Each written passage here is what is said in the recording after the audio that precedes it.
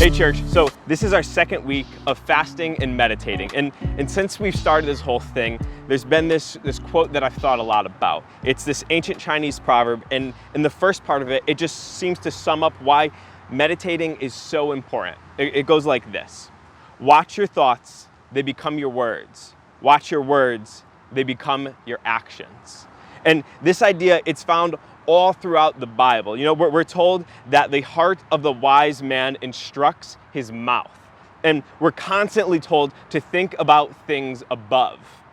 You see, I've been thinking about this quote because the act of fasting and meditating, it gets to the heart of all of this. You see, it's so easy to think that our thoughts are no big deal. And while every thought that passes through your brain, it isn't going to change everything about you, the truth is that the ones you spend a lot of time thinking about will.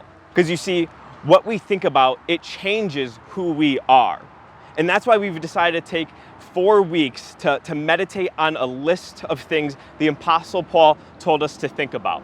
And this list is found in Philippians 4, verse 8. Here he says, "Finally, brothers, whatever is true, whatever is honorable, whatever is just, whatever is pure, whatever is lovely, whatever is commendable, if there is any excellence, if there is anything worthy of praise, think about these things." So when I study justice in the Bible, I find that we're called to two different things.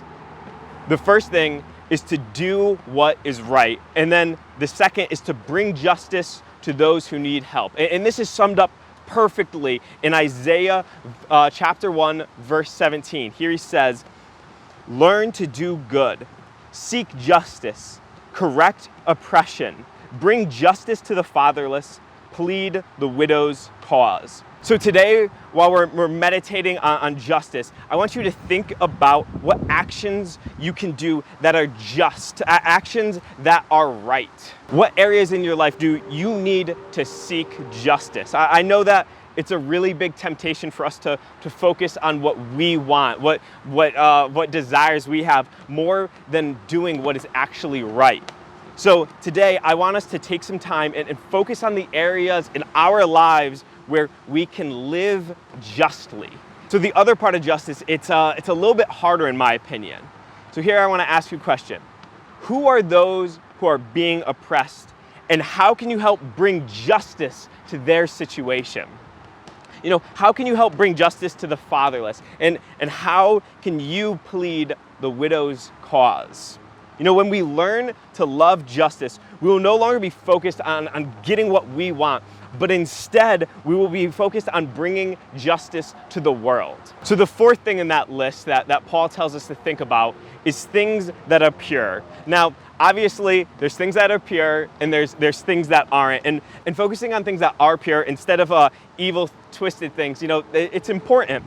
But I want to focus on this in a little bit of a different way. You see, in the book of Titus, we see that thinking about pure things, it's a bit of a mindset. So here, I'll show you what I mean. In Titus 1, verse 15, it says, "To the pure, all things are pure.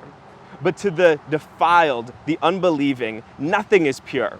But both their minds and their consciences are defiled." We've all been in that situation where someone takes something that's intended to be innocent and they twist it into something that's perverted just for a joke.